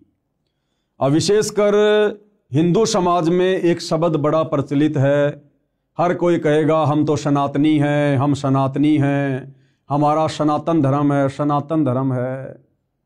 जबकि सतगुरु रामपाल जी और उनके भक्तों के अलावा, सतगुरु रामपाल जी के यथार्थ 13वें कबीर पंथ के पंथियों के अलावा इस धरती पर कोई भी व्यक्ति, चाहे वो चारों शंकराचार्य हों या संत महंत मंडलेश्वर हों, उन लोगों को सनातन के सै का भी ज्ञान नहीं है, सै का भी। ये सनातन क्या है, सनातनी धर्म क्या है, सनातनी पूजा क्या है, अब आपको विस्तार से सुनने और समझने को मिलेगा। गीता अध्याय 4 श्लोक 1 और 2 में स्पष्ट किया है कि हे अर्जुन, यह योग यानी गीता वाला अर्थात 4 वेदों वाला ज्ञान, योग यानी ज्ञान भक्ति, मैंने सूर्य से कहा था। बहुत सारे भाई बहन अपनी नासमझी के चलते, अपने आधे अधूरे आध्यात्मिक ज्ञान के चलते गीता जी के अध्याय 4 श्लोक 1 और 2 में जो स्पष्ट किया गया है कि हे अर्जुन, ये योग यानी ज्ञान, गीता वाला ज्ञान अर्थात 4 वेदों वाला ज्ञान, क्योंकि ये जो गीता जी है ये 4 वेदों का सार है, 4 वेदों का निष्कर्ष है। 4 वेद मिलाकर बहुत मोटे हो जाते हैं, इसलिए ये वेदों वाला ज्ञान ये गीता जी के रूप में कन्वर्ट कर दिया गया। तो 4 वेद कहो या गीता जी कहो, बात एक ही है, 4 वेदों का सार है गीता जी। तो गीता ज्ञान देने वाला भगवान अर्जुन से कह रहा है कि भाई ये जो गीता वाला ज्ञान है ना, ये जो भक्ति की जानकारी है ना, ये सबसे पहले मैंने सूर्य देव को बताई थी, सूर्य देव को समझाई थी, ये ज्ञान सबसे पहले मैंने उसको दिया था। अब बहुत सारे भाई बहन कह देंगे कि भाई ये सूर्य जो आग का गोला है ये भला कैसे ज्ञान समझेगा। भाई यहां पर उस आग के गोले सूर्य को ज्ञान समझाने की बात नहीं कही जा रही। 33 करोड़ देवी देवताओं में एक देव है जिसका नाम है सूर्य देव। ये जो आग का गोला सूर्य है जो हमें रोशनी देता है, ये एक अलग वस्तु है। और इस आग के गोले सूर्य देव के ऊपर जिस देवता का कंट्रोल है, यानी जिस देवता के अंतर्गत ये विभाग आता है, वो सूर्य देव अलग है, वो एक देवता अलग है। जिस प्रकार जल का देवता है वरुण देव, तो जल अलग है, वरुण देव अलग है। वायु का देवता है पवन देव, तो पवन देव अलग है, और वो वायु, वो डिपार्टमेंट अलग है। जिस प्रकार भाइयों और बहनों परिवहन मंत्री होता है, परिवहन मंत्री, अब परिवहन मंत्री कोई ट्रेन, बस या अन्य कोई साधन थोड़ी होता है। परिवहन मंत्री कोई अलग होता है, उसका नाम अलग होता है, और परिवहन विभाग के ऊपर उस परिवहन मंत्री का कंट्रोल होता है। इसी प्रकार ये जो आग का गोला सूर्य है, ये अलग है, और इस आग के गोले सूर्य के ऊपर जिस देवता का कंट्रोल है वो सूर्य देव अलग है। वो आप और हमारी तरह मनुष्य शरीर में है, वो देव शरीर में है। तो ये ज्ञान सबसे पहले गीता ज्ञान देने वाले भगवान ने, ब्रह्म ने इस सूर्य देव को बताया था। सूर्य ने अपने पुत्र मनु से कहा, मनु ने अपने पुत्र इक्ष्वाकु को कहा। इसके बाद ये ज्ञान कुछ राज ऋषियों ने समझा, उसके पश्चात ये ज्ञान नष्ट हो गया, यानी लुप्त हो गया। फिर यानी ये चारों वेदों वाला ज्ञान भी धीरे धीरे आगे चलकर नष्ट होता चला गया। जैन संस्कृति कोश नामक पुस्तक में पेज नंबर 175-177 पर कहा है कि तीर्थकर ऋषभ देव की जीवन घटनाएं, तीर्थकर ऋषभ देव की जीवन घटनाएं। तीर्थकर ऋषभ देव अंतिम कुलकर नाभिराज के पुत्र थे। उनकी माता मरु देवी थी। वे इक्ष्वाकु वंशी नाभिराज अयोध्या के एक लोकप्रिय राजा थे। तरुण यानी युवा होने पर नाभिराज ने ऋषभ देव का विवाह सुनंदा और सुमंगला से कर दिया। सुनंदा ने तेजस्वी पुत्र बाहुबली और पुत्री सुंदरी को जन्म दिया, और सुमंगला ने भरत सहित 99 पुत्रों और ब्राह्मी पुत्री को जन्म दिया। समय आने पर ऋषभ देव ने भरत को अयोध्या का, बाहुबली को तक्षशिला का और शेष युवराजों को उनकी योग्यता अनुसार राज्य सौंपकर संसार त्याग दिया और दीक्षा लेकर साधना में लीन हो गए। साधना काल में पाणिपात्री ऋषभ देव 1 वर्ष तक निराहार रहे, यानी भूखे रहे। बाद में बाहुबली के पुत्र श्रेयांश कुमार ने इक्षु रस यानी गन्ने का रस देकर उनकी इस निराहार व्रति को तोड़ा। लगातार 1000 वर्ष तक तपस्या करने वाले मुनि ऋषभ देव ने अंत में केवल ज्ञान प्राप्त किया और धर्म देशना यानी नाम उपदेश देना प्रारंभ कर दिया। प्रथम धर्म देशना भरत के पुत्र मरीचि को दी, जो बाद में जैन धर्म के 24वें तीर्थकर महावीर वर्धमान बने। पवित्र गीता में क्या कहा है, कृपया पढ़ें व विचार करें। गीता अध्याय 6 श्लोक 16 में कहा है कि हे अर्जुन, यह योग यानी भक्ति साधना न तो बिल्कुल न खाने वाले की, यानी जो व्यक्ति व्रत रखता है, कुछ भी नहीं खाता है, गीता जी कह रही है कि उस व्यक्ति की भक्ति साधना कभी भी सफल नहीं हो सकती। बिल्कुल भी न खाना यानी व्रत रखना। यह योग यानी भक्ति साधना न तो बिल्कुल न खाने वाले की यानी व्रत करने वाले की सिद्ध होती है, यानी बिल्कुल भी सिद्ध नहीं होगी, न अधिक खाने वाले की, न अधिक सोने वाले की, न अधिक जागने वाले की सिद्ध होती है। ध्यान देने योग्य, आगे गुरुदेव क्या कह रहे हैं कि ध्यान देने योग्य बातें हैं। श्री ऋषभ देव जी ने गीता ज्ञान यानी चारों वेदों शास्त्रों में बताई साधना की विपरीत शास्त्र विधि को त्याग कर मनमाना आचरण अपनी इच्छा से किया, जिससे कोई लाभ नहीं हुआ, न होना था। यानी ऋषभ देव जी जो कि सतयुग में हुए थे, ऋषभ देव जी ने शास्त्रों में वर्णित साधना को त्याग कर यानी चारों वेदों में जो भक्ति साधना लिखी हुई है उसका त्याग करके और मनमाना आचरण करना शुरू कर दिया था। और 1000 वर्ष तक वो निराहार रहे। और उसके बाद जब उन्होंने सबसे पहले नाम उपदेश देना शुरू किया तो सबसे पहला उपदेश ऋषभ देव जी ने अपने पोते मारीच को दिया, मारीची को दिया। और वही मारीची वाली आत्मा आगे चलकर जैन धर्म में 24वें तीर्थकर महावीर स्वामी कहलाए। तो विचार करो भाई और बहनों, जब सतयुग में ऋषभ देव जी शास्त्र विधि को त्याग कर मनमाना आचरण करना शुरू कर चुके थे, तो उनसे उपदेश प्राप्त मारीची वाली आत्मा जो आगे चलकर जैन धर्म में 24वें तीर्थकर बने महावीर स्वामी, भला उनके पास में वेदों वाली साधना कहां से होगी। और जैन धर्म की पुस्तक है आओ जैन धर्म को जाने, उस पुस्तक में तो साफ साफ लिखा हुआ है कि महावीर स्वामी ने अपने जीवन काल में 363 पाखंड मत चलाए। 363 पाखंड मत यानी शास्त्र विधि को त्याग के मनमाना आचरण। श्री ऋषभ देव जी ने गीता ज्ञान यानी चारों वेदों में बताई साधना के विपरीत शास्त्र विधि को त्याग कर मनमाना आचरण अपनी इच्छा से किया, जिससे कोई लाभ नहीं हुआ, ना होना था।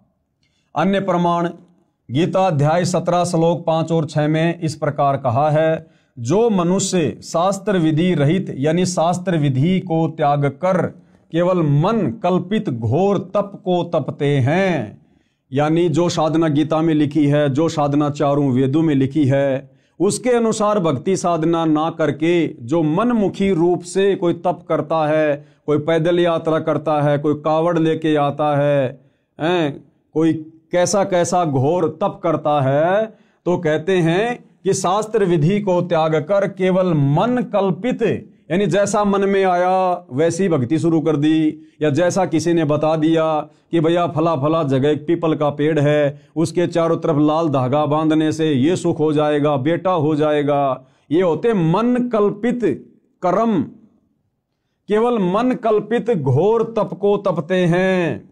वे शरीर में प्राणियों व कमल चक्रों में विराजमान शक्तियों को तथा हृदय में स्थित मुझको भी दुखी करने वाले हैं, वो कृष्ण करते हैं।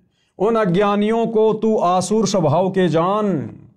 भाई गीता ज्ञान देने वाला भगवान हिंदू भाई बहनों को विशेष तौर पर समझना चाहिए।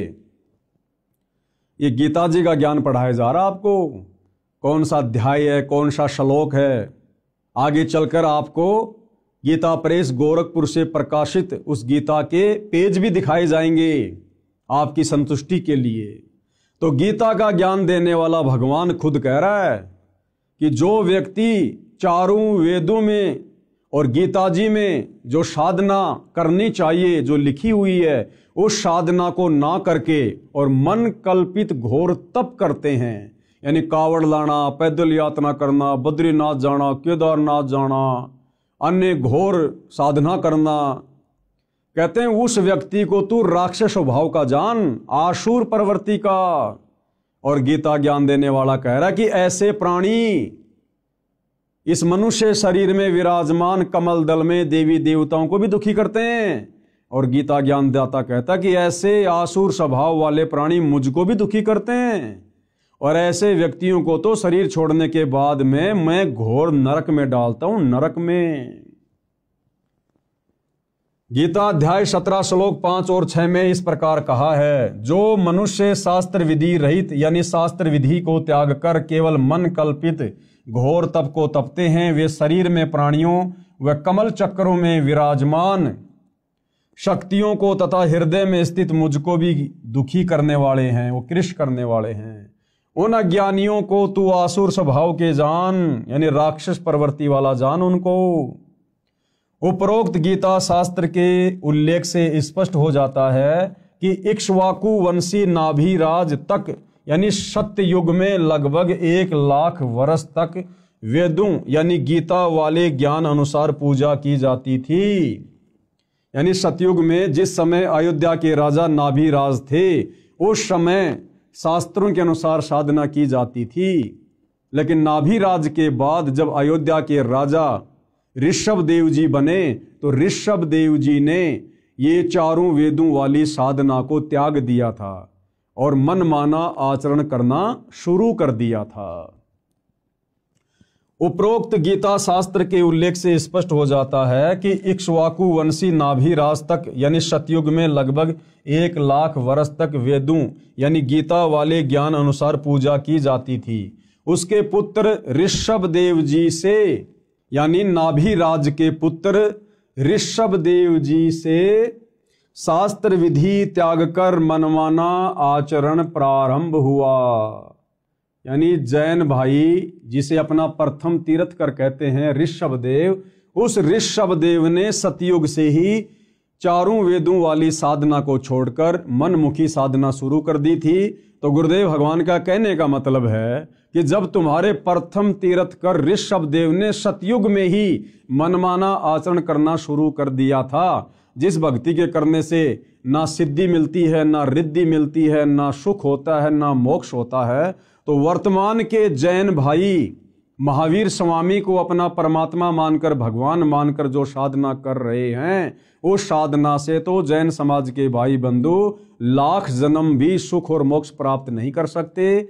और श्री महावीर स्वामी जी तो वैसे ही 363 और नए नए पाखंड मत चलाकर चले गए, जैसे नंगा रहना, मुंह के ऊपर पट्टी बांधना, नंगे पैर रहना, ये इस प्रकार के 363 पाखंड मत चलाकर चले गए थे।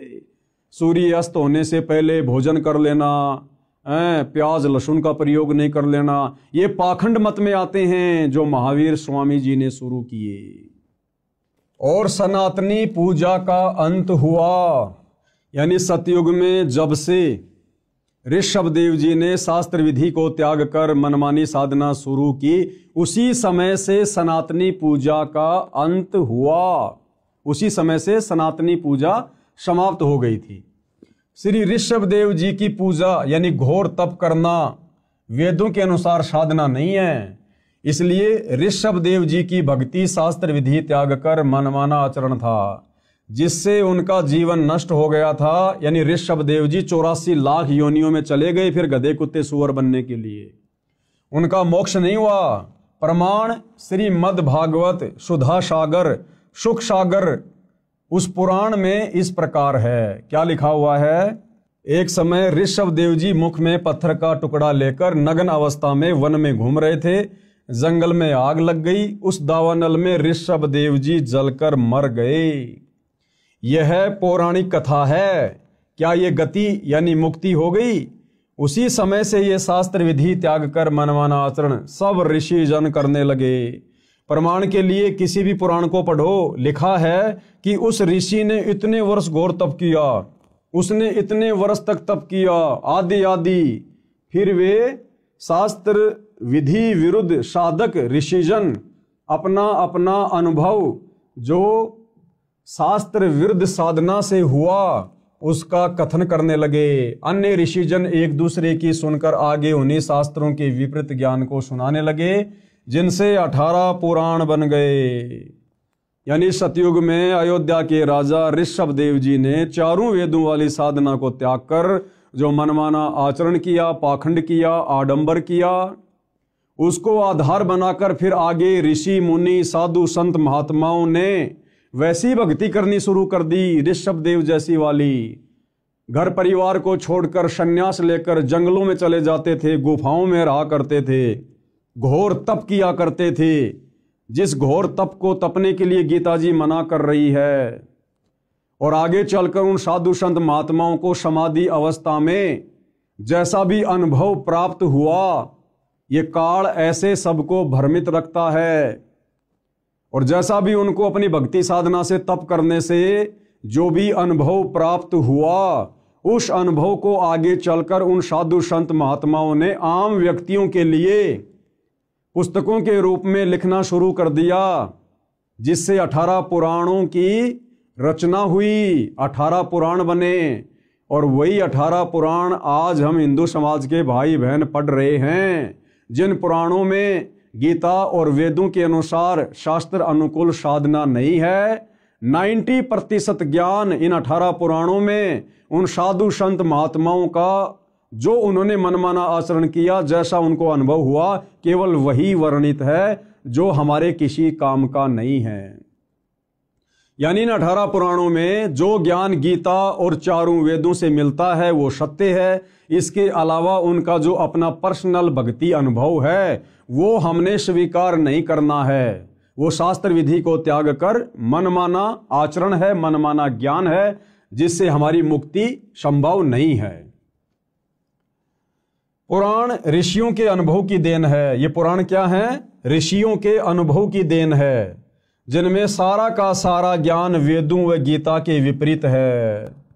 श्री ब्रह्मा जी, श्री विष्णु जी तथा श्री शंकर जी ने भी घोर तप किया, जो गीता शास्त्र के विपरीत मनमानी साधना है। अब बताओ भाइयों और बहनों, इसलिए सतगुरु रामपाल जी कहते हैं कि ब्रह्मा विष्णु महेश को भी संपूर्ण आध्यात्मिक ज्ञान नहीं है। ब्रह्मा विष्णु महेश भी 184 योनियों में जाते हैं, अपने कर्म का भोग भोगते हैं।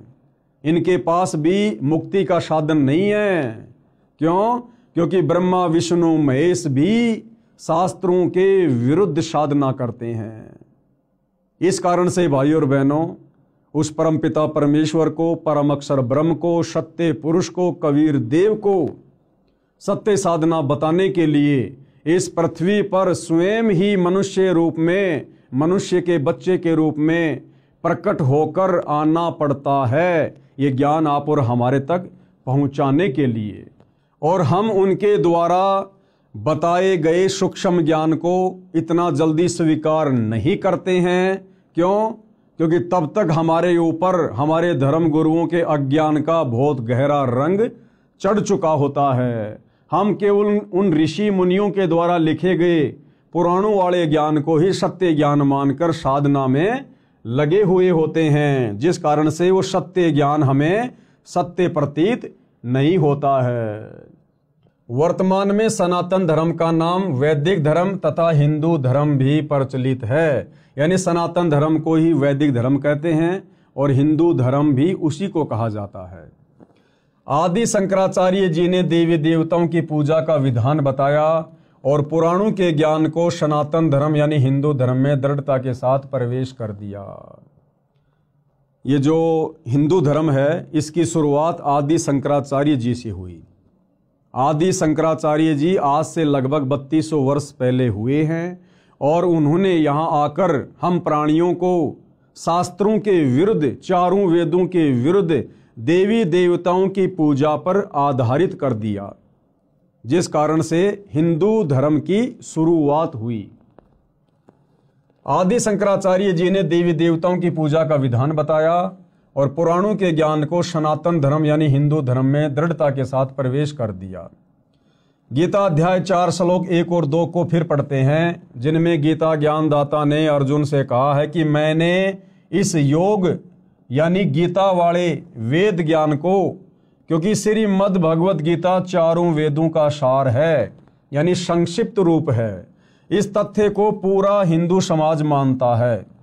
तो गीता ज्ञानदाता ने क्या कहा कि ये गीता वाला ज्ञान, चारों वेदों वाला ज्ञान, सबसे पहले मैंने किसको कहा? सूर्य से कहा था। सूर्य ने अपने पुत्र वैश्वत यानी मनु से कहा और मनु ने अपने पुत्र इक्ष्वाकु से कहा। गीता अध्याय 4 श्लोक 1 में इसका वर्णन है। हे परंतप अर्जुन, इस प्रकार परंपरा से प्राप्त इस योग यानी ज्ञान को, यानी गीता उर्फ वेद ज्ञान को राज ऋषियों ने जाना। किसने जाना? इन राज ऋषियों ने जाना। मनु जैसे ने, वैश्वत जैसे ने, इक्ष्वाकु जैसे ने, ये राजाओं के दरबार में रहा करते थे, उनके धर्मगुरु बनकर, राजगुरु बनकर। तो गीता ज्ञान देने वाला भगवान कह रहा कि हे अर्जुन, इस प्रकार इस ज्ञान को इन राज ऋषियों ने जाना। हे परंतप अर्जुन, इस प्रकार परंपरा से प्राप्त इस योग को यानी गीता उर्फ वेद ज्ञान को राज ऋषियों ने जाना, किंतु उसके बाद वह योग यानी वेद ज्ञान बहुत समय से इस पृथ्वी लोक में नष्ट हो गया यानी लुप्त हो गया। गीता अध्याय 4 श्लोक 2 में ऐसा वर्णन है। ध्यान दें तो श्लोक 2 के मूल पाठ में नष्ट शब्द है, जिसका अर्थ नष्ट हो गया सटीक अर्थ है। राजा नाभिराज तक सतयुग लगभग 1 लाख वर्ष व्यतीत हो चुका था। यानी जिस समय सतयुग की शुरुआत में राजा नाभिराज अयोध्या के राजा थे, वो लगभग 1,00,000 वर्ष तक अयोध्या के राजा रहे। उस समय तक ये शास्त्रों के अनुसार साधना होती थी, सनातनी पूजा होती थी, चारों वेदों के अनुसार साधना होती थी। और नाभिराज के बाद यानी सतयुग की शुरुआत के 1,00,000 वर्ष बाद फिर ये ज्ञान धीरे धीरे नष्ट होना शुरू हो गया। राजा नाभिराज तक सतयुग लगभग 1,00,000 वर्ष व्यतीत हो गया था। गीता का ज्ञान द्वापर के अंत में यानी कलयुग से लगभग 100 वर्ष पहले बोला गया था। गीता जी का ज्ञान कब बोला गया? कलयुग की शुरुआत से 100 वर्ष पहले यानी द्वापर युग के अंत में, यानी जिस समय सतयुग में नाभिराज अयोध्या के राजा थे उसके लगभग 38 या 39 लाख वर्ष बाद द्वापर के लास्ट में गीता जी का ज्ञान बोला गया। अब भाइयों और बहनों, सतयुग की शुरुआत में 1,00,000 वर्ष तक वेदों के अनुसार साधना होती थी और द्वापर के अंत तक यानी बीच में जो ये 39 लाख वर्ष का समय है, इस समय केवल शास्त्र विधि को त्याग कर मनमाना आचरण किया जा रहा था, वेदों के विपरीत साधना की जा रही थी। और गीता का ज्ञान बोला गया अब द्वापर के अंत में 39 लाख साल बाद। अब इस गीता में वो वेदों वाला ज्ञान है जो सतगुरु रामपाल जी बता रहे हैं, समझा रहे हैं। तो अब भगत समाज को वो वास्तविक वेदों वाला ज्ञान स्वीकार करने में जो ज्ञान 39 लाख वर्ष तक लुप्त रहा, ना किसी को पता था ना किसी ने बताया, अब सतगुरु रामपाल जी उसी सतयुग वाले वेदों वाले ज्ञान को और वेदों से ऊपर सूक्ष्म वेद के ज्ञान को जब अपने सत्संगों के माध्यम से बताते हैं, समझाते हैं, तो अब किसी भी समाज के व्यक्ति को आसानी से स्वीकार नहीं हो रहा है। सबसे बड़ी विडंबना सतगुरु रामपाल जी के सामने वर्तमान में ये है। ध्यान से पढ़िए भाई और बहनों। राजा नाभिराज तक सतयुग लगभग 1,00,000 वर्ष व्यतीत हो गया था। गीता का ज्ञान द्वापर के अंत में यानी कलयुग से लगभग 100 वर्ष पहले बोला गया था। गणित की रीति से नाभिराज के बाद यह गीता का ज्ञान 37,87,900 वर्ष बाद बोला गया है। इस दौरान सब ऋषियों ने वेदों के विपरीत साधना की, यानी 37,87,900 वर्ष तक ये जितने भी साधु संत महात्मा ऋषि जिनके बड़े बड़े हम नाम सुनते हैं, विश्वामित्र जी, वेद व्यास जी, पाराशर ऋषि जी, दुर्वासा ऋषि जी, इन्होंने वेदों के विरुद्ध साधना की, तपस्याएं की, वेद विरुद्ध ज्ञान पर इन्होंने दुनिया को लगाया। गणित की रीति से नाभिराज के बाद यह गीता का ज्ञान 37,87,900 वर्ष बाद बोला गया है।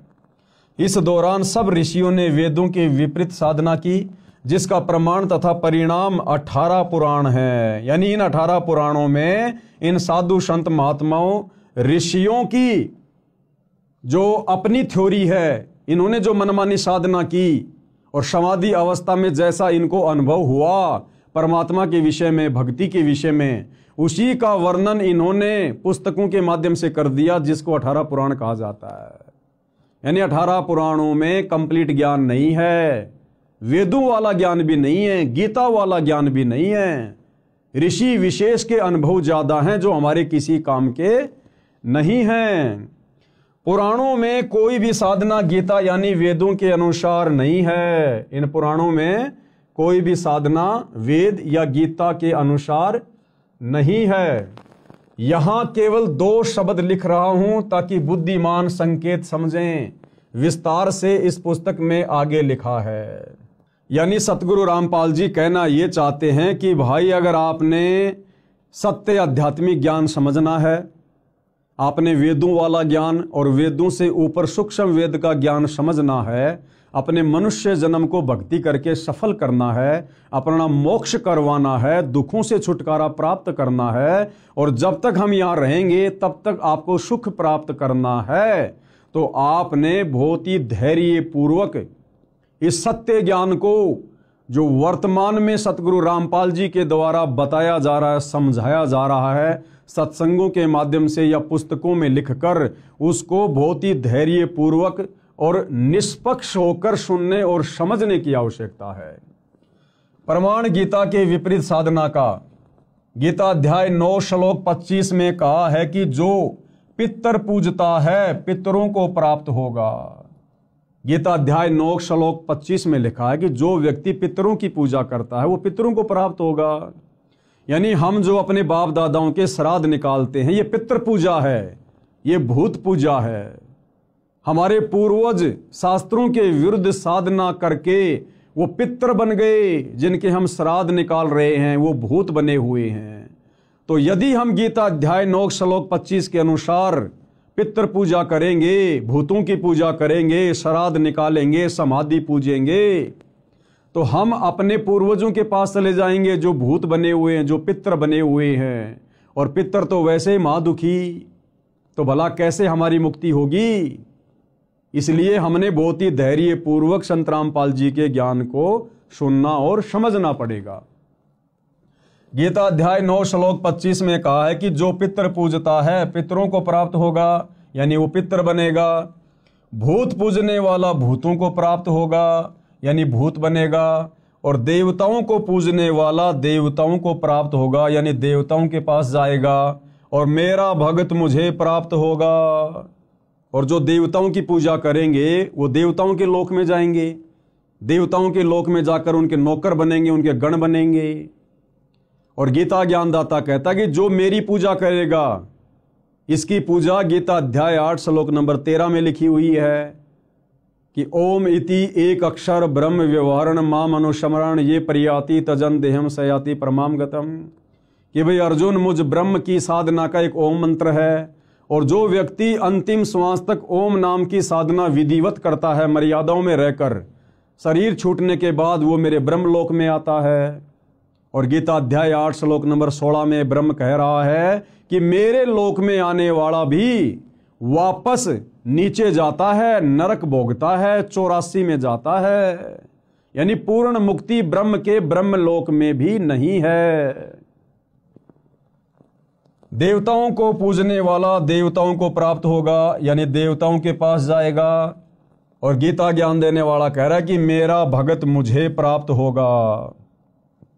यदि पवित्र हिंदू धर्म की पूजाओं पर दृष्टि दौड़ाई जाए, यानी वर्तमान में हिंदू समाज जो भक्ति साधना कर रहा है, हमारे ये जितने भी धर्म गुरु हैं, शंकराचार्यों से लेकर छोटे मोटे संत महंत मंडलेश्वर, ये जो साधना हमसे करवा रहे हैं, तो पता चलता है कि लगभग पूरा हिंदू समाज पितृ पूजा, भूत पूजा, देवी देवताओं की पूजा करता है, जो शास्त्र विधि त्याग कर मनमाना आचरण होने से गीता अध्याय 16 श्लोक 23 के अनुसार व्यर्थ प्रयत्न है।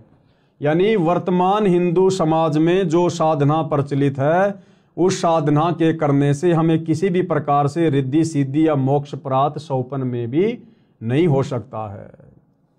सनातनी पूजा का पुनः उत्थान अब सतगुरु रामपाल जी के प्रयासों से, उनके भक्तों के द्वारा दिन रात उनकी पुस्तकों का, उनके सत्संगों का जो प्रचार प्रसार किया जा रहा है, जिस ज्ञान को आम समाज में उतारा जा रहा है, तो ये सतगुरु रामपाल जी का एक प्रयास है कि दोबारा से सनातनी पूजा का उत्थान किया जाए। यानी दोबारा से लोगों को वेदों की ओर लेकर जाया जाए।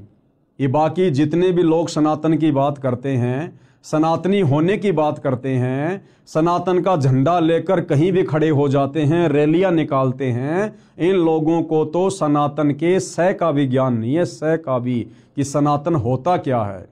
असल में सनातनी पूजा का उत्थान, यानी सनातन धर्म में सनातनी पूजा को सतगुरु रामपाल जी पुनः खड़ा करने में लगे हुए हैं। अब ये बात उनके सत्संग सुनने से और इन पुस्तकों को अच्छे से देखने, सुनने और पढ़ने से समझ में आएगी। सनातनी पूजा का उत्थान, मैं यानी लेखक कौन? सतगुरु रामपाल जी। मैं तथा 90% मेरे अनुयायी हिंदू हैं। हमने शास्त्र विधि रहित साधना त्याग दी, यानी जो साधना शास्त्रों में नहीं है, वेदों में नहीं है, जिस भक्ति के करने का विधान शास्त्रों में नहीं है, ना गीता में ना वेदों में, जैसे राधे राधे श्याम मिला दे, ओम नमो भागवते वासुदेवाय नमः, ये व्रत रखना, पितृ पूजना, श्राद्ध निकालना, समाधि पूजना, कावड़ लेके आना, पैदल यात्रा करना, मंदिरों को पूजना, मस्जिदों को पूजना, इस प्रकार की जो साधना है वो सतगुरु रामपाल जी के पंथ में उनका कोई भी अनुयायी नहीं करता है, क्योंकि ये सभी प्रकार की पूजा साधना शास्त्र विधि को त्याग कर मनमाना आचरण है। मैं यानी सतगुरु रामपाल जी तथा 90% मेरे अनुयायी हिंदू हैं। हमने शास्त्र विधि रहित साधना त्याग दी है, शास्त्रों को अच्छी तरह पढ़ा व समझा है, उसके पश्चात शास्त्रोक्त साधना प्रारंभ की है। कि हम लोगों ने ये देखा देखी में भक्ति शुरू नहीं की है। हम सतगुरु रामपाल जी के जितने भी फॉलोवर हैं, हम लोग कोई अनपढ़ गवार मूर्ख नहीं है, बहुत अच्छे पढ़े पढ़े लोग हैं। और हमने ये भक्ति साधना सतगुरु रामपाल जी से आंख बंद करके स्वीकार नहीं की है। सतगुरु रामपाल जी ने प्रोजेक्टर पर, टीवी चैनलों पर सौ प्रमाण दिए हैं, गीता से, वेद से, कुरान से, पुराण से, सभी धर्म ग्रंथों से, और साबित किया है कि जो साधना वर्तमान में उनके पास है वो पृथ्वी पर किसी अन्य साधु संत महात्मा के पास नहीं है। इसलिए हम लोगों ने अपनी आंखों से सौ प्रमाण देखकर सतगुरु रामपाल जी की शास्त्र अनुकूल सत्य साधना ग्रहण की है, जो कि सर्व शास्त्रों से प्रमाणित है। वह इस प्रकार है। गीता अध्याय 4 श्लोक 34 को भी पढ़ें, जिसमें कहा है कि उस ज्ञान को, सूक्ष्म वेद वाले ज्ञान को तू तत्वदर्शी संतों के पास जाकर प्राप्त कर। अब देखो भाई और बहनों, गीता का ज्ञान देने वाला भगवान, आप चाहे उसको श्री कृष्ण कहो, चाहे उसको ब्रह्म कहो, गीता अध्याय 4 श्लोक 34 में क्या कह रहा है, जिसमें कहा है कि उस ज्ञान को, कौन से ज्ञान को? सूक्ष्म वेद वाले ज्ञान को। चारों वेदों का जो पिता है, 5वां वेद सूक्ष्म वेद, गीता ज्ञान देने वाला भगवान कह रहा कि हे अर्जुन, उस सूक्ष्म वेद वाले ज्ञान को तू तत्वदर्शी संतों के पास जाकर प्राप्त कर। अब विचार करो भाई और बहनों, जब गीता का ज्ञान देने वाला भगवान अपने हाथ खड़े कर रहा है कि हे अर्जुन, उस सूक्ष्म वेद वाले ज्ञान को, उस तत्व ज्ञान को, जिससे पूर्ण मुक्ति होगी, पूर्ण मोक्ष होगा, कभी 84 में नहीं जाना पड़ेगा, उस ज्ञान को अर्जुन तू किसी तत्वदर्शी संतों के पास जाकर समझ। यानी वो वास्तविक ज्ञान, सूक्ष्म वेद वाला ज्ञान, मुक्ति का ज्ञान गीता ज्ञान देने वाले भगवान के पास भी नहीं है। अन्यथा उस ज्ञान की प्राप्ति के लिए अर्जुन को तत्वदर्शी संतों की शरण में जाने को नहीं बोलता। अगर गीता ज्ञान दाता के पास वो ज्ञान होता, अगर गीता ज्ञान देने वाला भगवान तत्वदर्शी होता, तो कह देता कि अर्जुन ले बैठ सामने, मैं तेरे को सत्संग करके सुनाता हूं वो ज्ञान। लेकिन गीता ज्ञान दाता ने स्पष्ट कर दिया कि भाई वो ज्ञान मेरे पास भी नहीं है जिससे पूर्ण मोक्ष हो जाए, पूर्ण मुक्ति हो जाए, जन्म मरण सदा के लिए समाप्त हो जाए, ये जीवात्मा मुक्त होकर सनातन परम धाम सतलोक में चली जाए। कहते हैं उसके लिए तू किसी तत्वदर्शी संत के पास जा।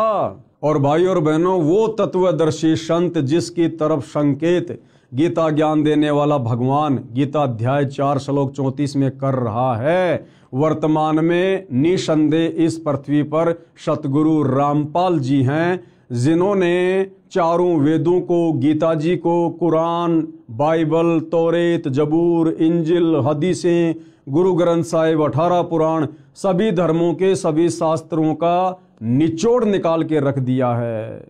जो निचोड़, जो निष्कर्ष हमारे धर्म के धर्म गुरु लाखों वर्षों से नहीं निकाल पाए, समाज को नहीं दे पाए, वो निष्कर्ष अध्यात्म का, भक्ति का इन्हीं धर्मशास्त्रों से सतगुरु रामपाल जी ने निकाल कर अपने सत्संगों में डाल दिया है, अपनी पुस्तकों में लिख दिया है। अब यदि आवश्यकता है तो उनके सत्संग सुनने की, उनके कर कमल से लिखित पुस्तकों को धैर्यपूर्वक पढ़ने की।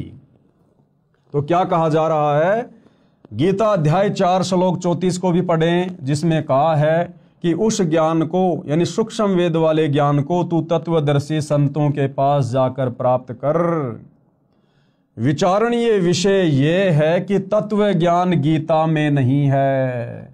भाई और बहनों, अगर गीता में वो तत्व ज्ञान होता तो गीता ज्ञान देने वाला भगवान ये कभी भी नहीं कहता कि अर्जुन तू उस ज्ञान को तत्वदर्शी संतों के पास जाकर प्राप्त कर। इसलिए यहां पर क्या कहा गया है, इसलिए यहां पर कहा जा रहा है कि विचारणीय विषय यह है कि तत्व ज्ञान गीता में नहीं है। यदि होता तो गीता ज्ञान देने वाला ये नहीं कहता कि तत्व ज्ञान को तत्वदर्शी संतों से जान। तत्वदर्शी संत के अभाव में मानव समाज मनमाना आचरण करके अपना मानव जीवन नष्ट कर रहा है।